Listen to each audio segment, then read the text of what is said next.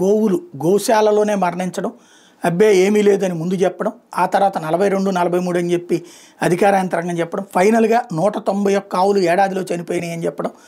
అది ఒక పక్కన వివాదం నడుస్తుండగా, అబ్బే అదేమీ లేదు కావాలని కల్పిస్తున్నారంటూ ఒక పక్కన చెప్తూ ఉండగా, మరొక సమస్య శ్రీకూర్మంలో ఇంతవరకు ఎప్పుడు వినలేదు. శ్రీకూర్మం ఇవాళ ఈనాడు జ్యోతితో పాటు అందరూ అంటే సాక్షి రాస్తే కావాలని రాసినట్టు, ఈనాడు జ్యోతి అంటే కనుక మనకు తెలిసినే రాసినట్టు కాబట్టి శ్రీకాకుళం జిల్లా గారమండలం శ్రీకూర్మంలోని ప్రసిద్ధ కూర్మనాథ క్షేత్రం నక్షత్ర తాబేళ్ల మరణాలు భక్తులకు కలవరబెడుతున్నాయి.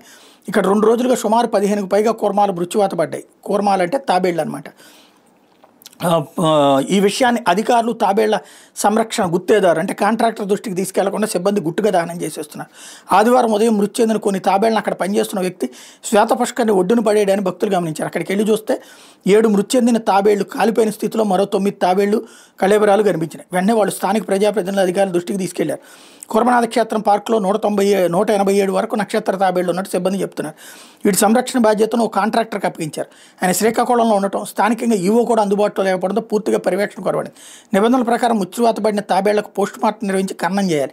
ఇవేమీ ఇక్కడ జరగకపోగా క్షేత్ర ప్రతిష్ఠ దెబ్బతినేలా వాటిని దహనం చేయడం మీద భక్తులు మండిపడుతున్నారు. విషయం మీద కాంట్రాక్టర్ రమణమూర్తిని వివరణ అడిగిందంటే ఈనాడు ఆదివారం 2 తాబేళ్లు మాత్రమే చనిపోయిన తన దృష్టికి వచ్చిందని చెప్పారట. సిబ్బందితో మాట్లాడి ఏం జరిగిందో తెలుసుకుంటాను మరోవైపు దేవాదాయ శాఖ సహాయ కమిషనర్ ఇన్ఛార్జి భద్రాజీ చెప్పుకొచ్చారట.